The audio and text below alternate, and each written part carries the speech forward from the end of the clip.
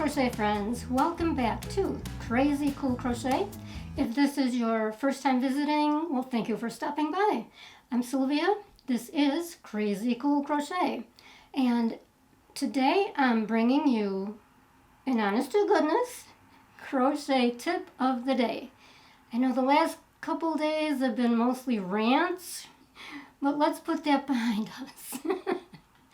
What I'm bringing you today is a little discussion about color choices. I have had 3 different people in as many days comment that they love my color choices. I've had 1 or 2 or more asking, how do I choose my colors? Can I teach them how to choose the right colors?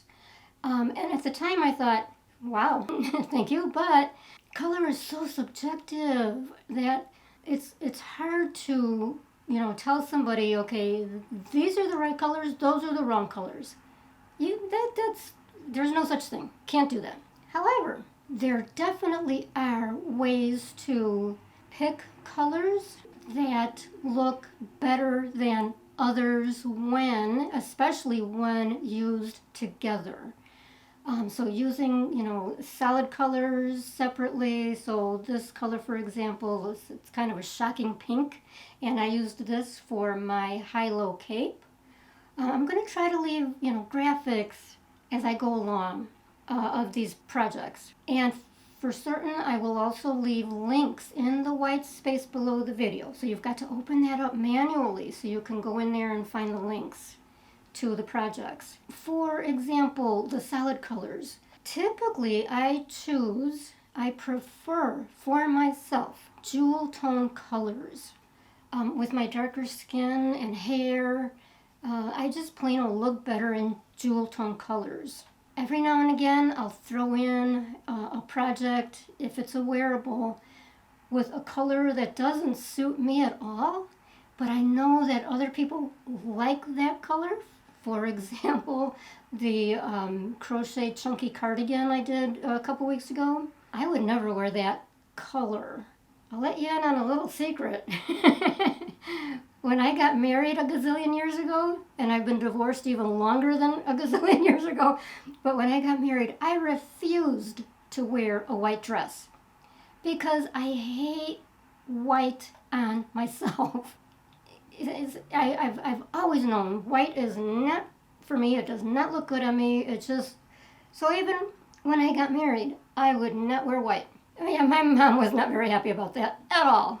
But anyway, I digress. The colors that I usually choose, first of all, mainly for how they will photograph and how they will look in the videos. And then how they look on me, because I'm usually the one in the photographs. If you recall the purple cape, oh boy, this was a huge hit. And 100% the color choice made all the difference in the world. People fell in love with the color. It translated in the photos beautifully. So that made a huge difference.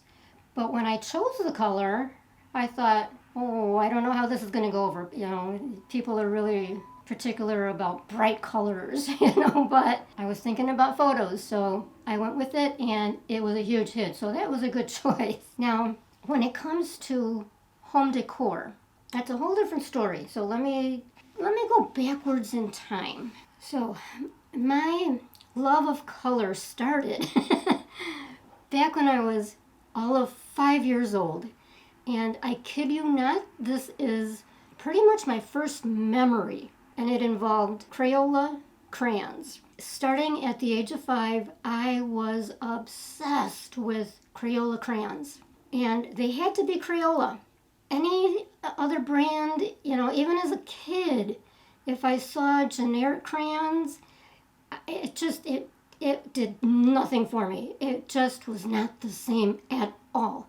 Crayola crayons were rich, and the colors were so saturated. And even as a kid, I instantly saw the difference. It feels like I spent the better part of my childhood coloring. I was so into those colors. I mean, I knew the differences. Do you all remember how Crayola used to do this? I don't know if they still do. Goofy little thing with the colors and naming them, so that there would be a blue violet and a violet blue. Entirely different colors. I shouldn't say, to me it was entirely different. To other people it was like, what's the difference? Okay. And they would do red orange and orange red. And it was, one color with the combination of colors. But the names were just so, for others, confusing. For me, boom, I knew instantly. Oh, okay, I totally understood why this one was red orange and this one was orange red. Orange red had more orange. Red orange had more red. Duh. So I'm not a colorist. No, that's for hair, right? I don't know. What am I trying to say? I didn't take art classes. I wish I had. I love art, but I wish I had taken classes. But so I'm no expert at any of this. But I have an instinct, and this is what helps me when I'm choosing colors. So I'm going to show you some examples. Well, this example in particular that might help. So when you are looking at different color combinations, you're looking at the tone of each color and whether or not the tones of the colors are the same. The tone is what makes all the difference. So let me show you what I'm talking about. You see these three different shades of yellow? Okay, so as you can see, this is like a very light yellow, this is a very bright dark yellow, and this is a very muted mustardy kind of a yellow. And not only are the shades entirely different, the tones are entirely different. So let me show you what I mean by that. Okay, do you see these 4 different colors? But they're all the same tones. They're all the same, the depth of the color. I wish I had taken art classes so I could explain in technical terms what I'm talking about, but hopefully this translates in the video. It might help you see the difference. It's about the depth of the colors. Okay, so I've seen people, on usually on Facebook, where they'll put out their colors and they'll say, does this go? Does this look okay? And the majority of people want to be kind. So then they go, yes, that's perfect. Ooh, those look beautiful. Go with it. So here we go. No. Look. Okay, so hopefully you can see how that would not work. Now let me get a different color tone that goes with the lighter yellow. Okay, so there's kind of a lavender. Okay, so does that show up? See, so those tones are worlds apart, so you cannot combine the tones. Then again, as an artist, you can do whatever you want.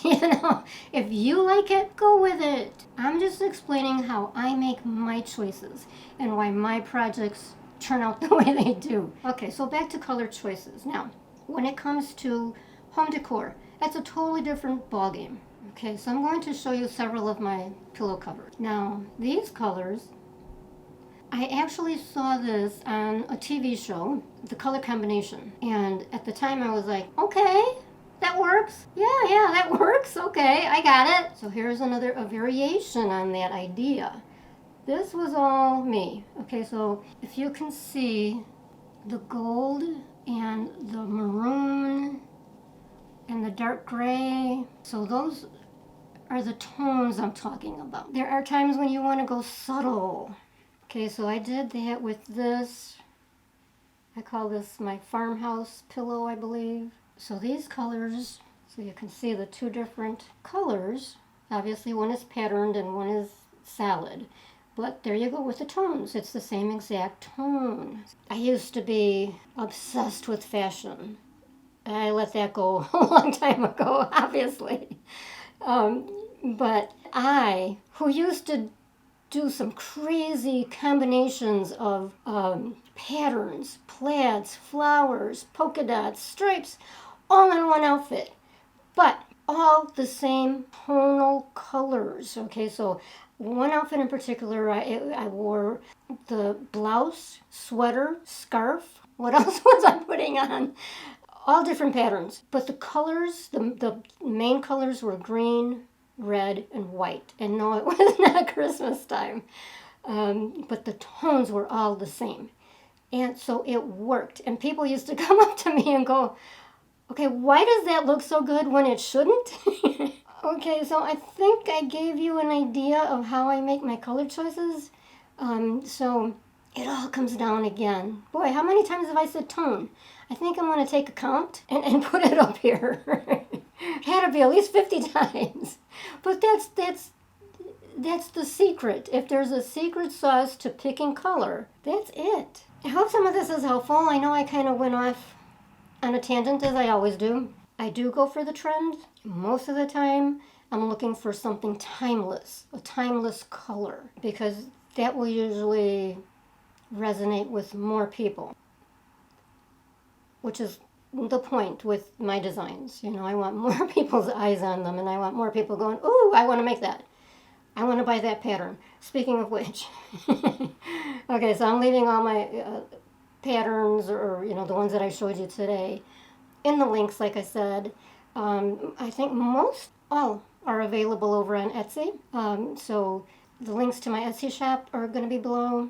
The free pattern versions are over at the blog, crazycoolcrochet.com. And then, of course, the tutorials here on YouTube. So I hope some of this was helpful on some level. So if this helped at all, or if you have any questions, please feel free. Comment below.